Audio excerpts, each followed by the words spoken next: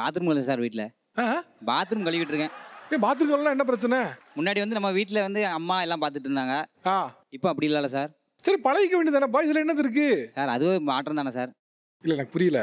இப்போ ஒன்றும் இல்லை, முன்னாலாம் வீட்டில் பாத்ரூம் கழுவ மாட்டீங்க, எந்த வேலையும் பார்க்காம இருந்தீங்க. இப்போ மாறி இதெல்லாம் பண்ணுறீங்க. சரி வரவேற்கிறது தான் மாட்டம் தானே, இதில் என்ன பிரச்சனைன்னு கேட்குறேன். சார் அதே ஒரு வாட்டி நம்ம பண்ணி கொடுத்துட்டோம்னா அதோட சரி. அதுக்கப்புறம் அவங்களும் ஒரு திருப்பி பண்ணணும், ஆ ஷேர் பண்ணணும். ஆ அதே பழக்கமாக நம்மளுக்கு எதே விட்டுட்டாங்கன்னா. ஓகே, அதாவது ஒரு வேலை இருக்குது, அந்த வேலையை நீங்களே பண்ணுற மாதிரி இருக்கு, அவங்க ஷேரிங்கே பண்ண மாட்டாங்க. 4 வருஷம் ஆயிடுச்சு சார் கல்யாணம் முடிச்சு. என்னைக்கா ஒரு நாள் பாத்ரூம் கழுவி கேட்டு பாருங்க. அவர் என்ன கேட்டா பண்ண மாட்டேன்னு சொல்லலை, திருமணத்துக்கு முன்னால பண்ணாமலே இருந்தேன், இப்போ நான் பண்ணுறேன், அதை நீங்களே ஷேர் பண்ணிக்க வேண்டியதானேன்னு கேட்குறேன். ஒரு மாதம் நான் பண்ணால் ஒரு மாதம் நீங்கள் எடுத்துக்க வேண்டியதானே, ஏன் பண்ண மாட்டேன்னு கேட்குறாரு. ஒரு மாசமா? ஒரு வாரத்துக்கு ஒருக்க மாற்றி மாற்றி பண்ணலாம் சார், பரவாயில்ல. 4-5 வருஷம் ஆகுது. ஏன் ஏன் ஏன் யோசிக்க மாட்டீங்க அதை?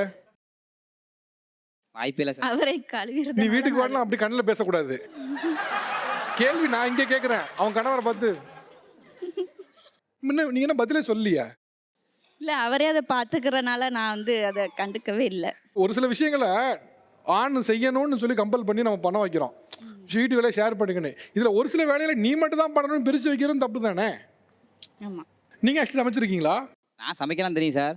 பயந்து போய் இதே மாதிரிலாம் பண்ணுவா, இதே பழக்கம் கொண்டு வந்துருவான்னு பயந்து போய் சமைக்க தெரியாதுன்னு சொல்லி ஏமாத்திடுவேன்.